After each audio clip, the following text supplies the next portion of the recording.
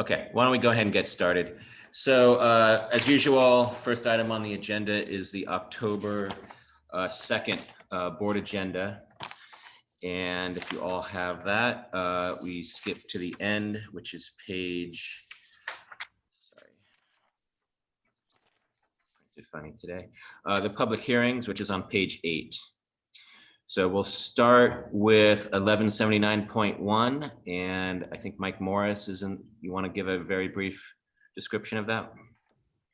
Yes, good morning. 1179.1 is a landing rule as part of the transition for reclaimed facilities to command and control. These facilities are sewage treatment plants, and though they're technically not part of reclaim, when we were going through the reclaim process for the combustion equipment at their facilities, there are some unique needs for these facilities.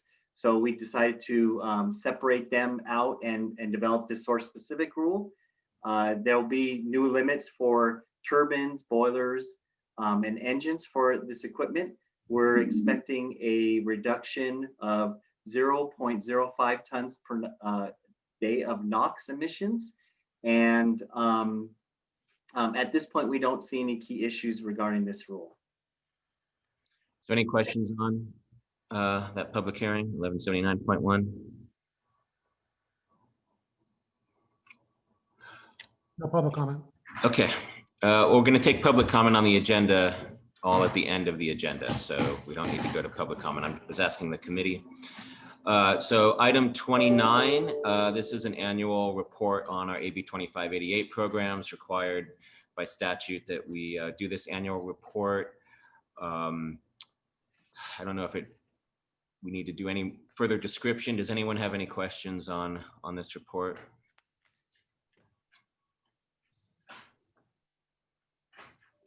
Okay, just so you know, it was the presentation was waived at stationary source, but it was forwarded to the full board for approval. Okay, with that, I'm going to move back to item 2 on the board meeting agenda.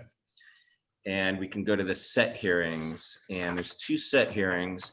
The first one, it requires a little bit of explanation, and it's in a couple of respects. So one is we've scheduled a special board hearing on October 27th for this item. So the 2 explanations are, what are we trying to do? And then why do we need a special board meeting to do it? So let me start with the first. If you'll recall, we came to the board several months ago to amend 445 already to handle a Clean Air Act requirement called contingency measures. Contingency measures are required in your state implementation plan if you fail to meet a milestone or fail to meet attainment on your way towards attainment. And they're supposed to take effect without any further board action. Now we're learning from EPA, they want them to take effect within a year and have emission reductions within a year. We used to satisfy this requirement by just doing a little bit of over control in our planning without a trigger, because if you could think about all the work it does to go into rulemaking, it doesn't make a lot of sense to put things into rules that may not ever happen. Not to mention the idea that we don't have the luxury of holding back any control measures or ideas or regulations, because we're actually required by other parts of the Clean Air Act and state law to do everything that's feasible. So there's a lot of little catch-22s in these contingency measure provisions that are under the Clean Air Act. There was a recent, not that recent anymore, a court case a few years ago that said we have to have a trigger. You can't just do that little bit of extra control and claim that you've satisfied your contingency measures. So what we did a few months ago in 445 was try to satisfy the EPA and Clean Air Act requirements for the PM plans that we had submitted, and the board made those amendments, and we think we're satisfied there. But we still have to satisfy those same requirements for our ozone plans. And again, this is not the type of rulemaking we get excited about. This is basically just trying to check off a box of Clean Air Act. It's not about getting massive emission reductions. It's about making sure that we can, satisfy these Clean Air Act requirements and some recent court interpretations of what those are. So what we've settled on is going back to Rule 445 to add some additional wood burning curtailments, residential wood burning curtailments based on ozone forecasts that would get progressively, the threshold for those no burn days would get progressively tighter. And as you've seen over the recent year, not only are we getting a lot of ozone episodes closer to our wood burning seasons in September or say April, we're also seeing impact of wildfires on ozone. So and we can show some emission reduction, VOC emission reduction benefits from this. So we think this is one of the only ways we can satisfy this requirement, because if you think about other types of NOx or VOC regulations that we could trigger to get reductions,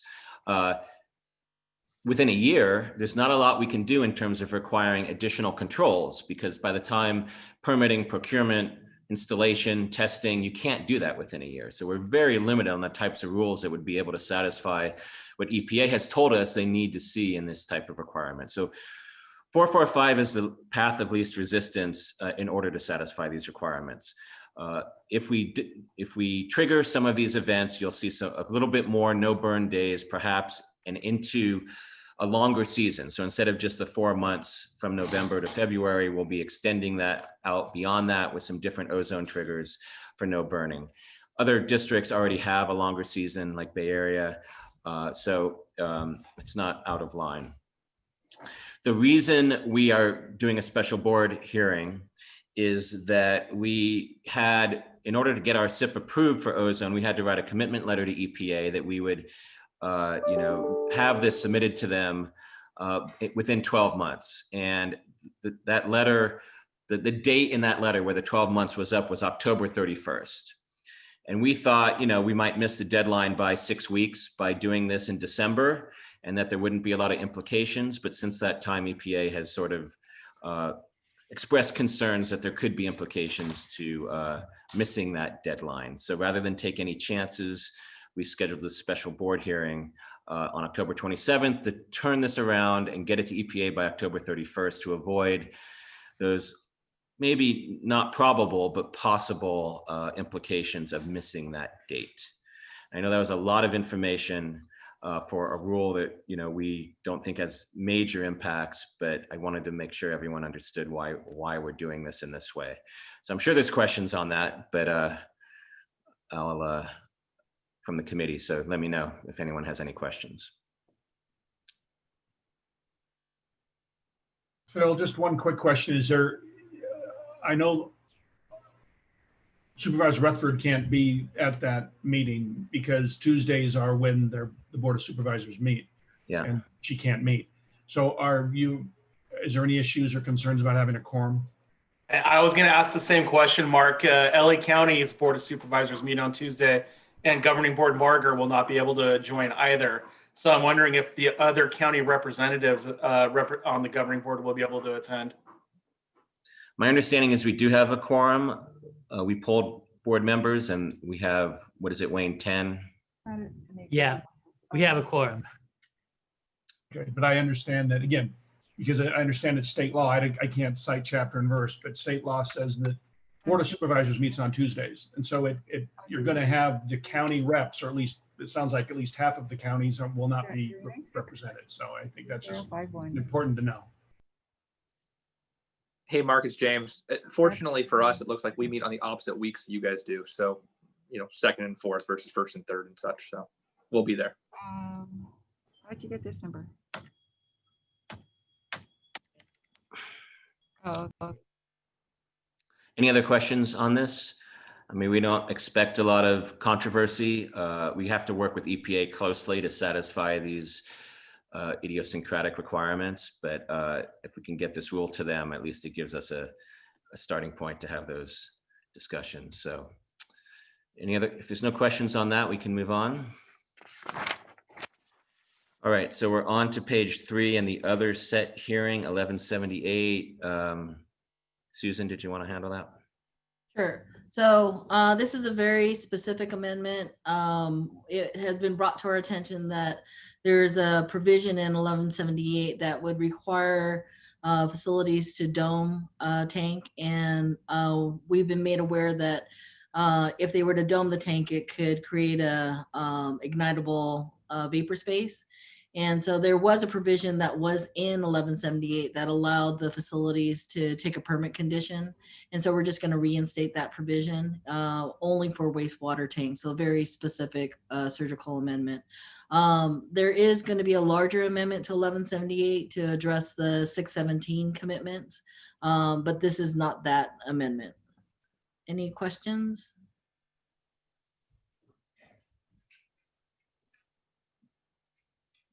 Seeing no questions, we'll move on. Matt, you have the next two items on page 3. Yeah, thanks, Phil. Good morning. So the first item is a research contract with the University of California, Irvine and their Advanced Power and Energy Program to look at the air quality impacts of microgrids. So if you're not familiar, a microgrid is essentially distributed energy resources that are interconnected and they can island off of the general utility grid. Now, the reason that's important is because many critical functions are looking at establishing microgrids within their area such they're buffeted from any disruptions on the main grid. So example, the ports, areas where there's hospitals or critical need facilities, and especially now with PSP events and the need for charging infrastructure. So as we go more toward utility or charging of critical loads for transportation, the need for buffeting and islanding from the main grid may become more and more necessary. So UC Irvine is looking at how microgrids could impact air quality. With cleaner technology, we believe it will be minimal impacts, but they're looking at how ports, hospitals, campuses, et cetera, could have air quality impacts if they go more toward microgrids as well as interconnected microgrids. So you can imagine multiple microgrids throughout the South Coast, if they're interconnected, how that might impact air quality. And so this is leveraging off of a study they're doing with the Energy Commission and the Port of Long Beach. And so they're looking at expanding the scenario and analytical capabilities to look at different microgrid structures. I'd be happy to answer any questions with that. Matt, Is there an opportunity to get some serious NOx reductions through the use of microgrids, depending on the source? Yeah. And is that one of the things that's being looked at? Yeah, thanks, Wayne. So depending on the types of distributed energy resources in place within the microgrid, they have some estimates that the NOx reductions could be on par with what ARB just recently adopted for their omnibus low NOx regulation. So it's about 7 tons per day. It sounds like it's a high number to us, but we want them to verify that. But in any case, it could be significant. It's not just small amounts of NOx reductions that could occur due to using microgrids. And it's not just displacing energy from the power plants, it's also gives you opportunities to get rid of your backup generators. Yeah, and that's one of the key issues with microgrids is if you produce energy from a clean energy resource, you may not need diesel backup generators. You can just use your microgrid resources. So if that 7 tons 7 tons number is correct or approximately correct by ARB, what's their estimated timeline to reach that, to achieve that? Yeah, that's over a period of time. And it also is based on, I think that was based on UC Irvine's campus. So they may have boilers still in place as opposed to cleaner generation. So we think it's likely an overestimate, but they're gonna bear that out as they go through the research project. Matt, this sounds more like an industrial type grant. You know, we are trying to work with Edison on microgrids in our rural unincorporated areas that are impacted by the PSPS program. This is a question / comment. As we're working with Edison, I'm going to assume this is not part of the PSPS microgrids are not part of this grant or part of this program, because we are looking at microgrids as a way to reduce the impacts on PSPS. And I'm sure some of my county counterparts that have rural unincorporated areas might have the same thoughts. So can you comment on that? Yeah, so this is purely a research analytical exercise, right? So they're looking at if they put different microgrids together, what are the potential air quality impacts? So this is a study to investigate what the potential impacts could be, and they will then incorporate disruptions such as PSP events. I understand. I guess this is more of a comment. I'm a little, I am a tiny bit concerned, but the study is worthwhile. So I appreciate it. Thank you. Hey, Jared, what is your concern? Yeah, It's the, are we, if we're going to be studying the impacts of air quality on microgrids, are we going to be impacting the usage of microgrids? Well, I guess my question is, does this study, what UCI is proposing, is it supportive, or are we looking towards what the actual air quality impacts are? It just makes me a little, I've got little red flags in my head because we are working with Edison on microgrids right now. Yeah, I think it's very supportive of microgrids, and it actually, in what we believe, is able to quantify the actual benefits, right? We keep talking about NOx emission reductions and how we're doing everything we can, but we're not in charge of the grid, right? We're not in charge of the utilities.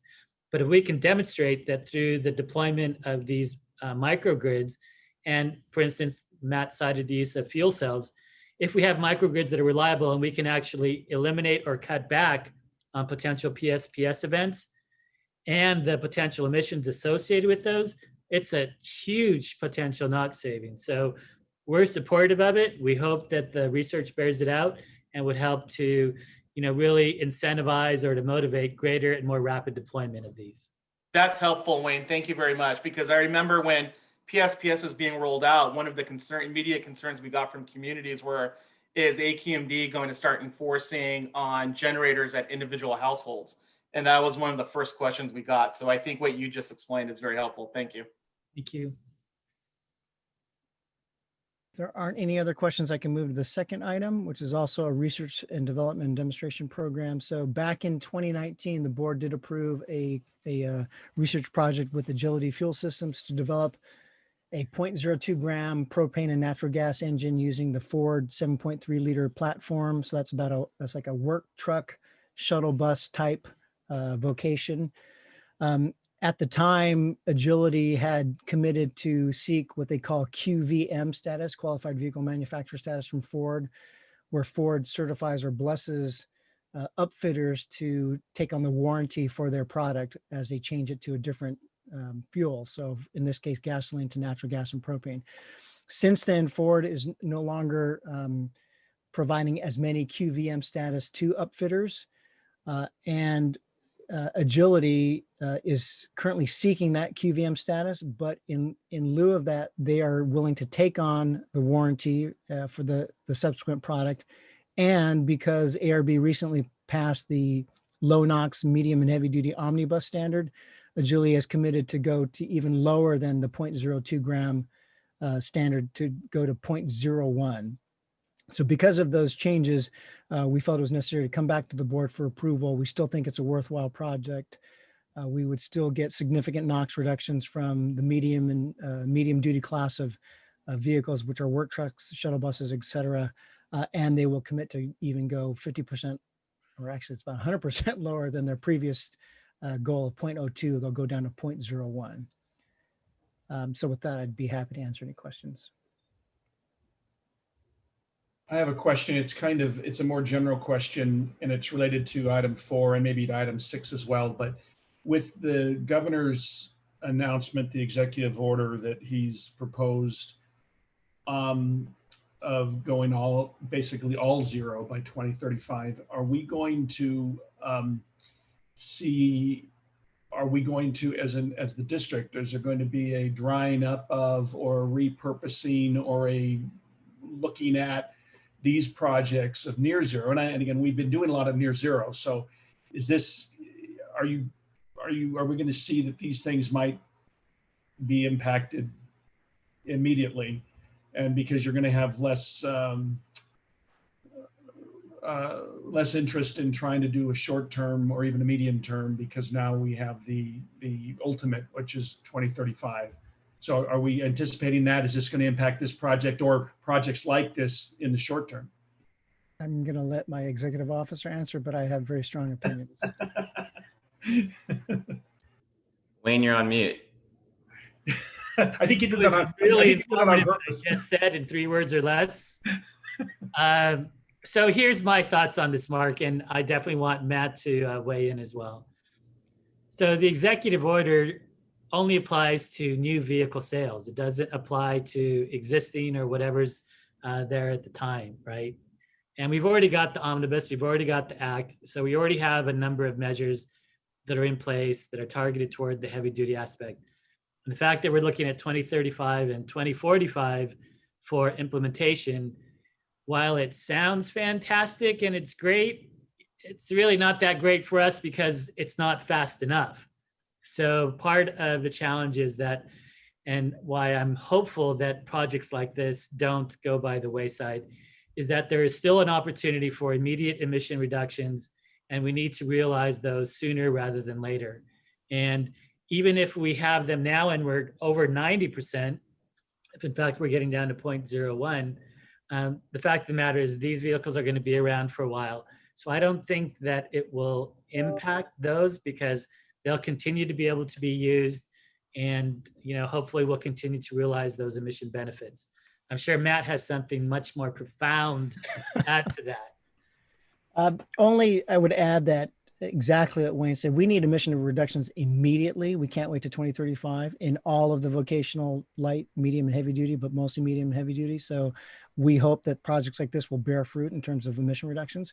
And secondly, I think all of us have lived through many governor executive orders. What it does is creates a lot of work with very little fruit to bear at the end of the process. And so what we need are projects like this. We need projects that are actually, boots on the ground, or I guess, wheels on the ground to get emission reduction. So although we welcome that type of focus, we have to keep our eyes on the ball in reducing emissions immediately. Well, and the reason I bring that up is for that very reason, because I know, Wayne, you have been very consistent and the district has been very consistent about the immediate effects that we can get with these very low emission projects. And so, and I'm grateful for that, because I think that, like you said, we can get those now. We have the technology now. My concern is that there might be a chilling effect of, why invest in this type of research as a capital cost for companies? Why would we, or even school districts, on the number on item 6, if we're going to buy a school bus that's going to last for, 10, 20, 30 years, maybe we should just go ahead and try to convert now. I mean, those are the kinds of things I'm concerned that the capital costs for businesses might be impacted immediately, and so there will be fewer of these kinds of projects where we can see that rather than having to go 0, 0, 0, having near zero is better, certainly in the short and medium term. So I'm just concerned that we might see a diminution or again, a cooling of these kinds of things. I think it's a real concern, Mark. And, who knows what successive administrations will do, right? We've seen, at the federal level, where one administration took action and another administration tried to undo that action. So who knows what will happen in the future, but we are focused on the now. And, sometimes it's like we're beating the head against the wall constantly. But hopefully at some point, people will realize we've got to have those emission reductions. And we do hear it from certain segments of the community that are suffering now. But we know they also want to be at zero emissions. So we've got to do, I think, what we can in terms of realizing the benefits as soon as we can. And that's why I said we laud the goals. We laud the goals, right? Of zero emission modes of transportation. It's our biggest source. So of course we want to get there. And it'll help us not only on the air quality, but on the climate impacts as well. Great, thank you. I mean, I have strong opinions on this too, but just to put some of these in context. So the executive order says 100% of new light duty vehicle sales in 2035 will be zero, which means the fleet in 2035 will still be, maybe 25% zero. In 2031, the light duty vehicles contribute only 6% of our NOx emissions. So in terms of the impact of that particular part of the executive order on our NOx, it's not going to be huge. More ambitious is the target of 2045 to have all in-use trucks in California be zero emission, right? Not just new sales. That was the target. That's great, but that means any truck bought today is going to be 25 years old by then. It's not going to be in service anymore. So there's lots of room right now. And people right now are making decisions to buy a truck. And are they going to buy diesel or are they going to buy something that's 80 or 90% cleaner? And that's what's concerning to us, is that there still needs to be the push to get something 80 to 90% cleaner. Okay. Actually, And that's why I was asking too about with item 6. So do we suddenly just carve back off and say, schools, we're not going to put money towards low or near zero. We're going to start throwing our money towards the all zero, and we're going to do electric school buses and that sort of thing. I mean, I'm wondering if there's going to be a refocusing soon or immediately by state agencies, particularly CARB, that would redirect those funds, because we need to put all of our eggs into the zero basket. Last I heard, Mark, that schools are still really financially in difficult times. And we're Yes. talking about tripling the cost of a bus versus, a much smaller increment that's much cleaner than what we have now. I don't know. I'd be hard pressed to see how schools, absent some massive funding, which again, I don't see. And infrastructure, right? So they already have natural gas infrastructure. So to go to electric would be a huge investment. Okay. Anyway, I'm just seeing, trying to read the tea leaves like we all are. And I saw that. I'm thinking, I'm wondering if we're going to see fewer and fewer of these, and because it'll all be focused on zero. Your concern is well founded, because already CARB is trying to shift incentive dollars away from some of these near-term reductions to zero in other sectors. I actually think, based on these arguments, the AQMD should actually increase its efforts on this near zero developments and incentive funding of these projects, because as Phil said, 2045 is a long term. It's not just long term, it's 25 years. It's a lot. And the other thing that's going to happen when fleet operators, they see the zero emission is coming between now and 2035, everyone probably is going to run to purchase natural gas or whatever they can, non-zero. And if the options aren't there for the near zero, that won't be good. The emission reductions are needed now. Agreed. Okay, any other questions on that? That's our favorite topic to talk about. We could talk for hours, but okay. I think next is on page 4, Jason. Jason's up. Thank you, Phil, and good morning, everyone. In order to establish community air monitoring near refineries, the board recognized over $7 million into the Rule 1180 Special Revenue Fund, and $4.5 million is included in the fiscal year 2021 budget from annual fees to continue community monitoring near these refineries. These actions are to transfer and appropriate up to $861,000 from the Rule 1180 Special Revenue Fund to the Science and Technology Advancement Budget, and to execute purchase orders and contracts for air monitoring equipment and vehicles. Lastly, the action is to issue a solicitation for an independent technical audit of the Rule 1180 fence line and community air monitoring network. And with that, we'll be happy to answer any questions. Any questions for Jason? Seeing none, we'll go on to item 6. I'll take that one, Phil. Yeah, we've already kind of discussed it based on what Mark had brought up, but it's releasing a solicitation that we do. It's about every 2 to 3 years to continue our lower emission school bus program, to solicit application from school districts to replace some of their older diesel buses. Our target is really replacing pre-2001 diesel school buses with either the 0.02 gram natural gas or propane engines or cleaner, so even zero emission electric buses. We are requesting actually additional funds per bus, and this is because the state's program for HVIP has essentially been oversubscribed and won't be able to provide co-funding like they've done in the past. So we're suggesting that we provide that additional funds, but of course it wouldn't go over the full cost of the bus. Once we release a solicitation, we will come back to the board with recommended awards. Questions for Matt? I have one suggestion, actually. Maybe it's already there, but I think it would be useful for staff. It's been several years ago since an inventory was done on school buses. And this is the first time that pre-2000 model years are allowed. It used to be pre-1993 or 93 and older. So what I would suggest when you send out the applications, usually a large number of schools apply. A majority that are eligible, they apply. So what I would suggest is, together with their application, not only list the buses that they want replaced, they submit an inventory of their, at least the inventory of their pre-2000 buses.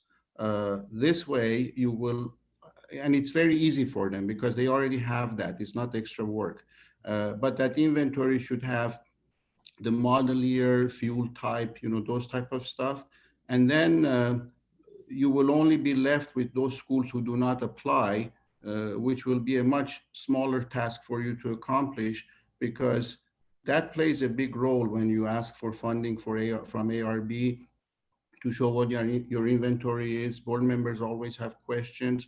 Yep. So this will be an easy way to create an inventory. Just a suggestion. It's a great suggestion, Fred, and you trained your predecessor well, because he's already planning to do that. Okay. Hey, Matt, this is James in with Bartlett's office. Quick question. I believe we may have answered this at the committee meeting. Correct me if I'm wrong here.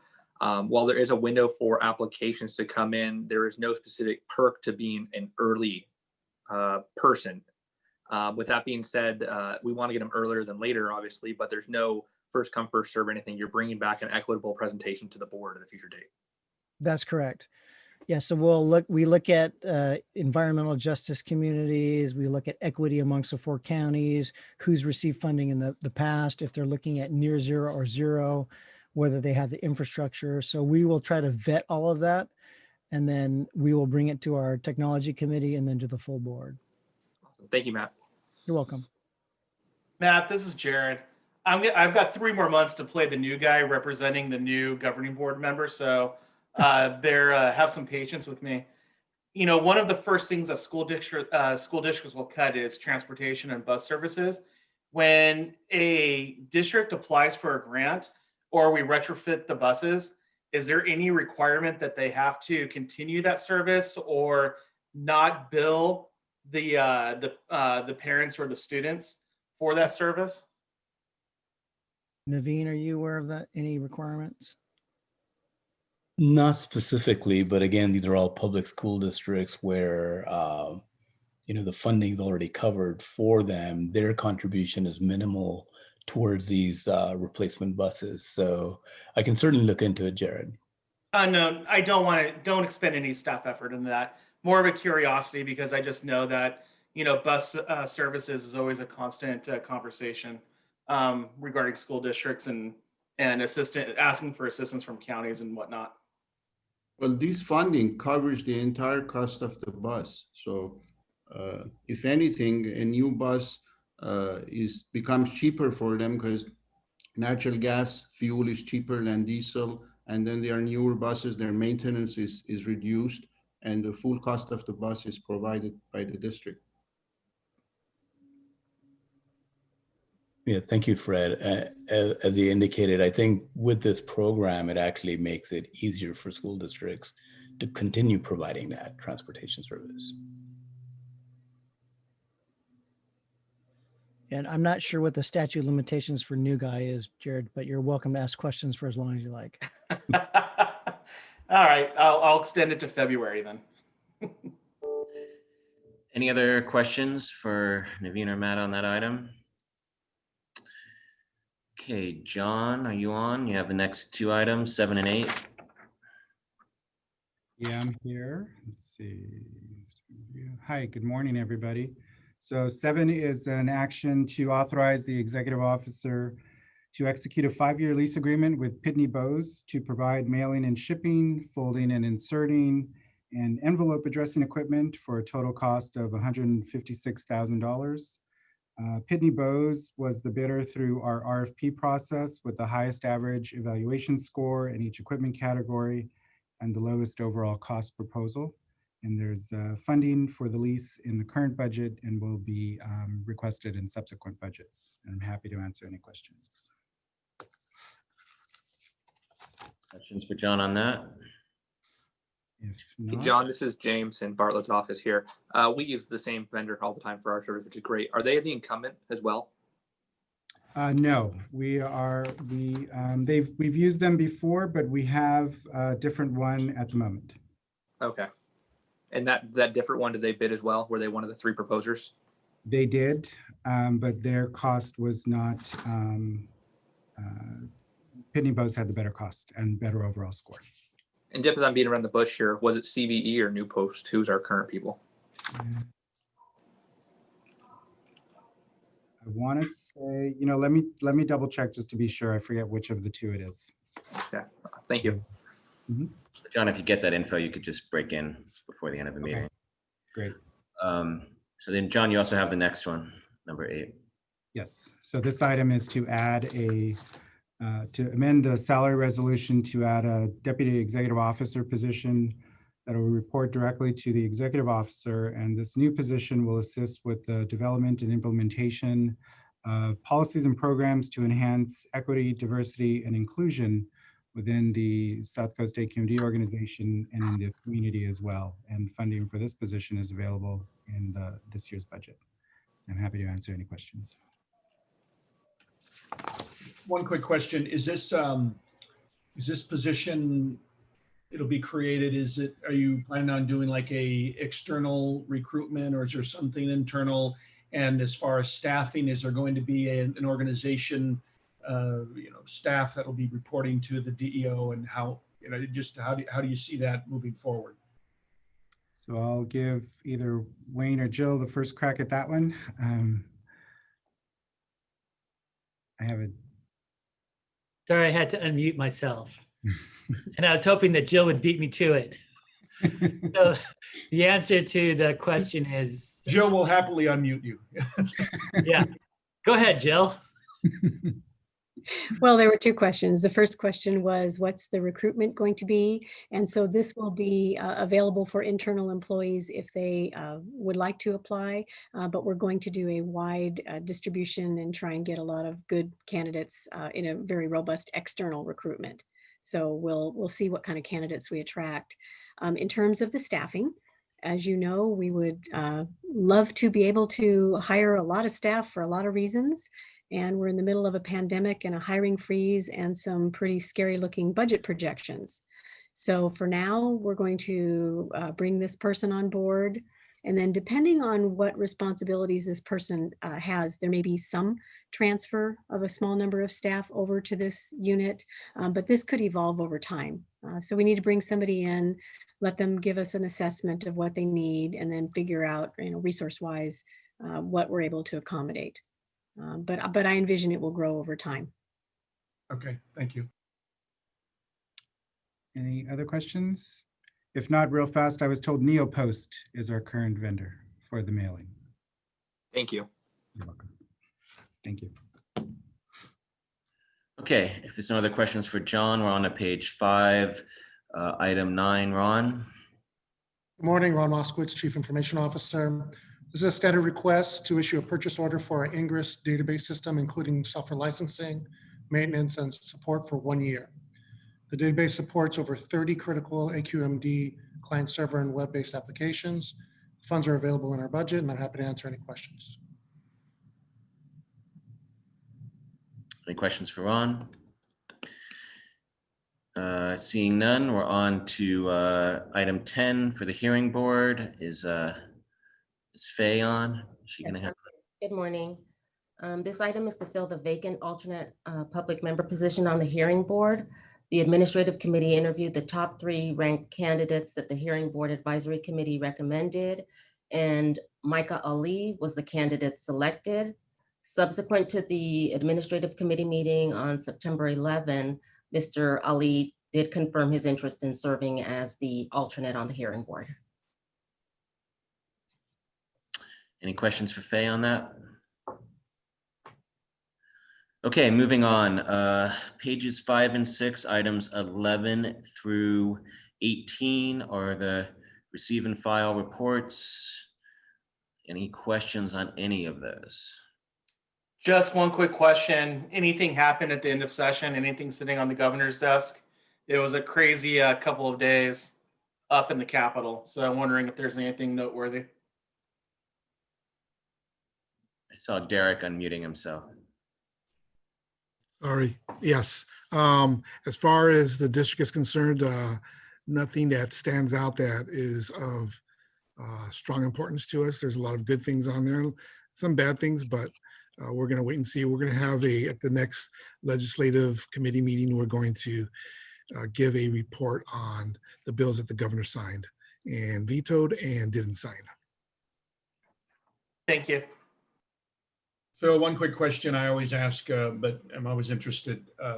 Item 15, any rule changes, control measure, forecasts that we should be looking for, watching, anticipating?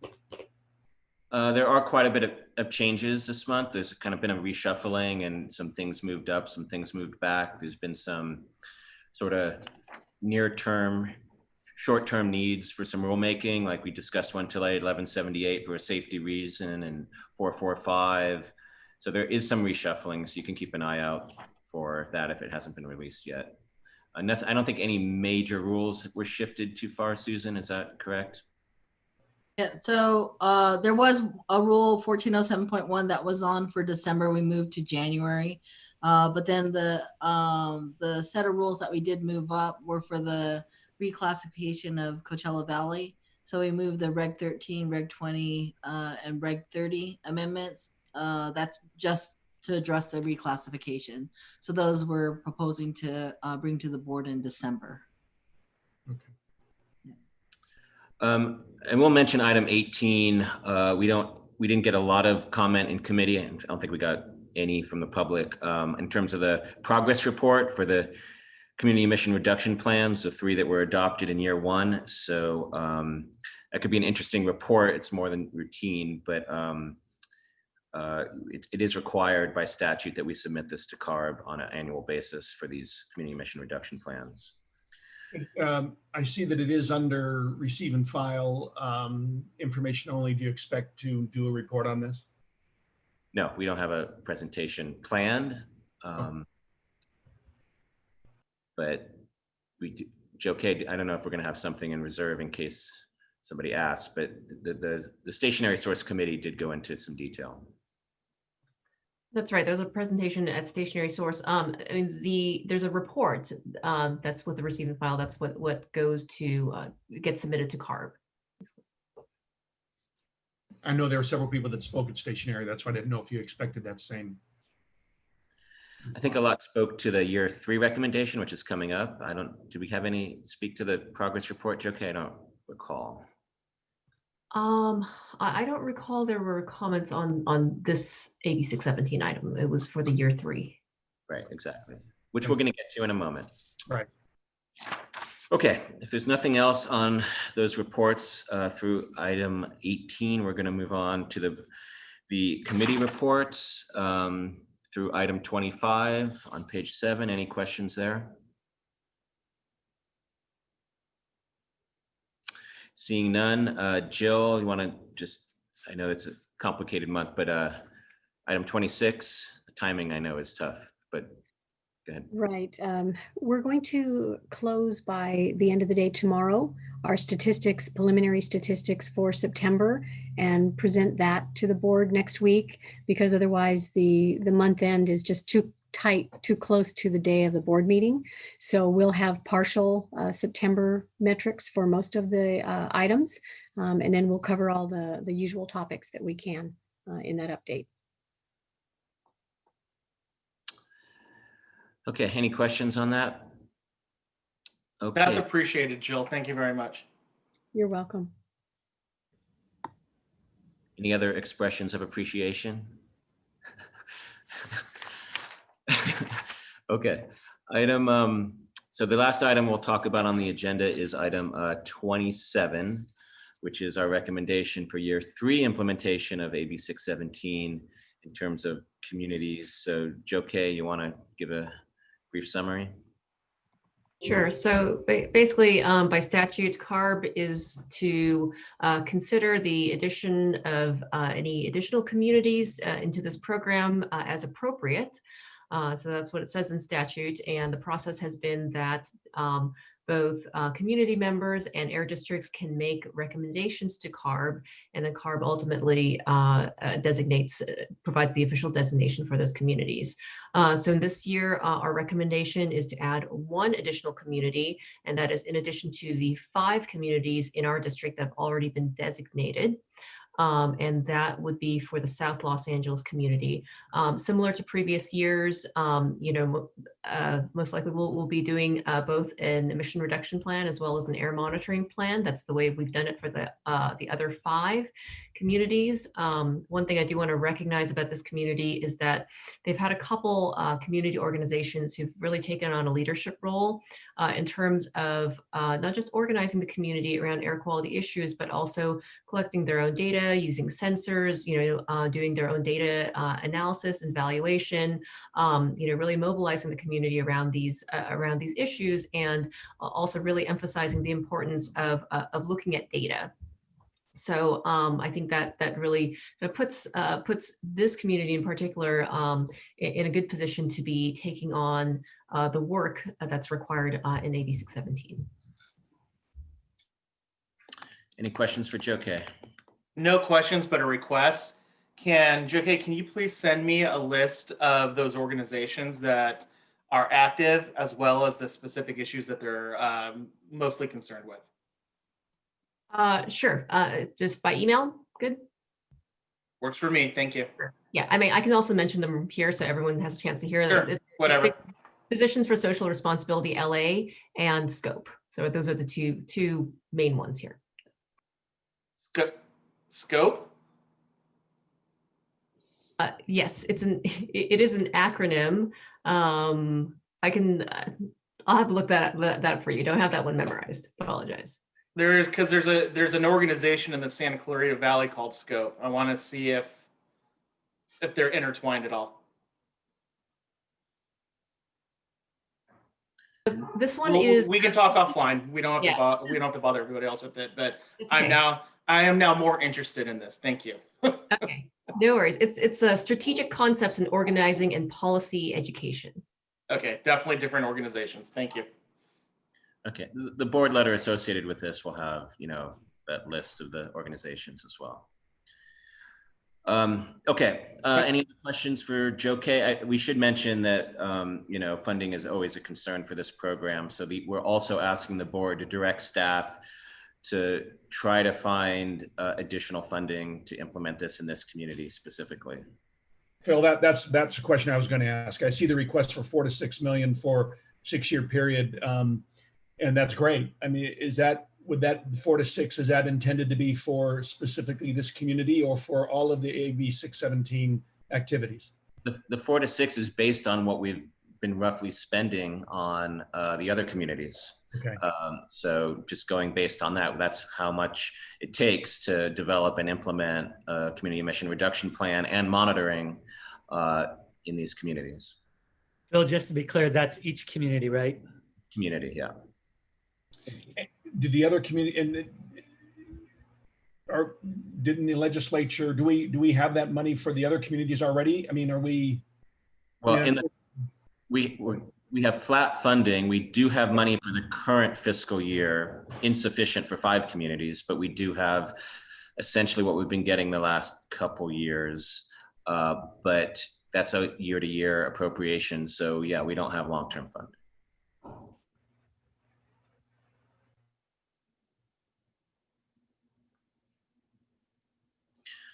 Okay, any other questions on that?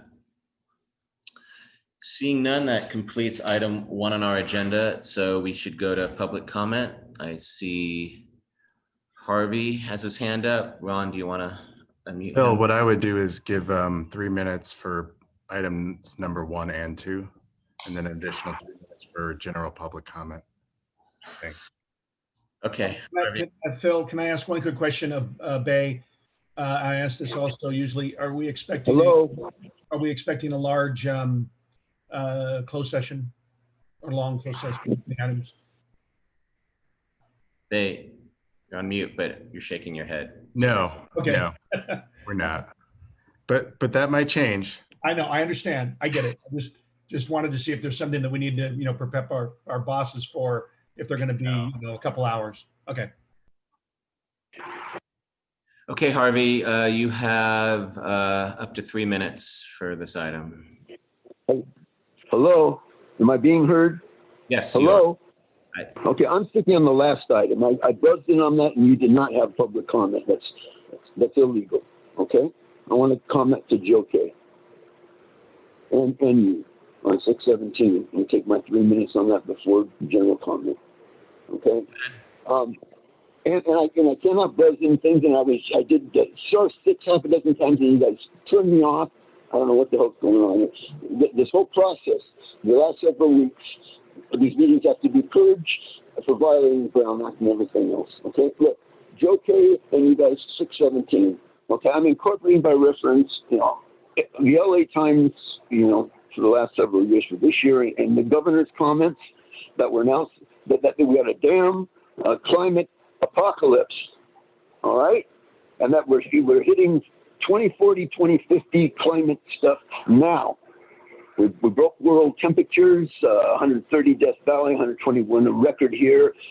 Now the fires, okay, it was totally ignored. I'm incorporating by reference the cover article of the current Economist. And the article about that, about changing the transition, changing global politics, political geopolitics. Now they talked about the impacts of climate change, and they omitted to say fires. Okay, air pollution and fires. Your whole plan, this thing about Chowchilla and this garbage, okay, and the deaths.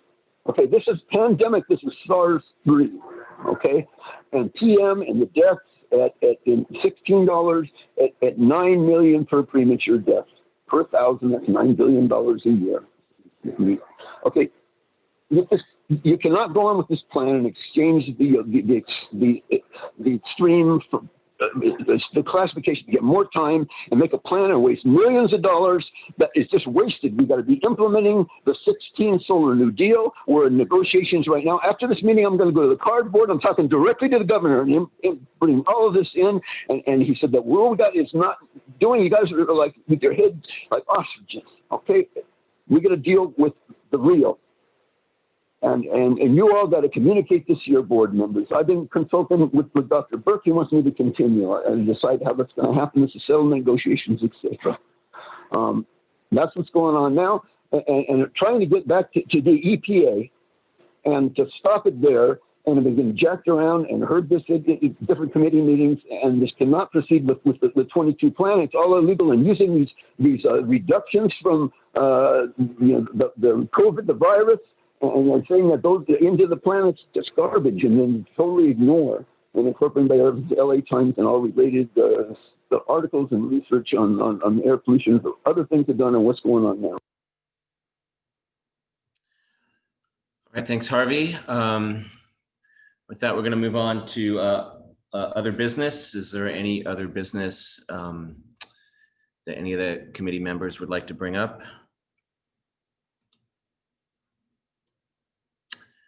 Seeing none, we'll go on to public comment. So Harvey, your hand is still up. Would you like to have 3 minutes of public comment? Let's try to take him on. Yes. Yes. Am I being heard? Hello? Yes. Go ahead, Harvey. Okay, my name's Harvey Etter. I'm speaking for myself and for the Public Solar Power Coalition. Okay. We were run out of the federal Ninth Circuit Appellate Court on December 3rd of last year. Okay, we're litigating against y'all, the district, CARB, the governor's office, and other state captured districts, and EPA. We're whistleblowing that the real climate numbers are 2-3 times what y'all saying, and etc. That you've had in your plans from the 70s, 80s, and 90s solars. You never implemented it through rules and regs. You backsliding, and you never evaluated EPA with them the state of the art, and you still haven't now. And when we give you 100 exhibits, you purge it, and you continue to get run out of court by the federal marshal and the FBI under threat of imprisonment and color of authority is outrageous. This will not stand. This is not America. It's not why me and mine fought wars for over 100 years. It's garbage. Okay? And do we get any support from y'all, from the district or the board? No, not a word. Not even to facilitate to get to EPA. This is outrageous. Okay, the governor said what we've been doing doesn't make it. We got to have a quantum leap paraphrase interpretation. That's what we put on 100 different exhibits, and all of what DOE has been doing that has to be grandfathered in for all demonstration, everything now with you all, and we got to follow our lead. And this is a settlement negotiations right now. Okay, we lost our point person. We lost Ginsburg. Okay, who knows what's going to happen with the court? Trump's saying he's not going to step down. It's on CNN last night, and he's going to fight. Okay, so he said keep your powder dry. Well, you tell the folks what keep your powder dry means. It means we have flintlock rifles. In the old days, we needed them to shoot, and that means get ready for what? Who knows? Okay, Old Orange, who knows? We know about Old Yeller. Anyway, man, this is no joke. This is no game. This is on now. And this is what we've been saying for a long time, and we put it right in front of you and been doing this for decades. We need an equitable, just, immediate total solar conversion. Also, we're trying to apply for the new position of Veronica Eddy in the Bay Area for a diversity, justice, and equity, and have not been able to find out how to do that. All right, so we're going live. We are with you now, and we're going live. The meeting starts at 12 to 8 for CARB. And these are settlement negotiations. We want y'all to know what's going on. And, you know, this is what the governor, this is talking directly to the governor. And he was... Okay, thank you, Harvey. So that brings our meeting to adjournment. Thank you, everyone, and we will see you. The next meeting will be October 29th. And, look forward to the board meeting next week. Thank you, everyone. Thank you. Thank you. Take care, guys.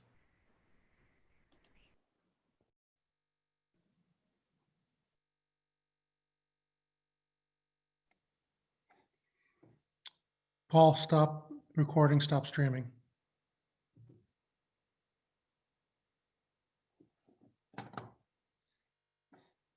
Good job. End meeting.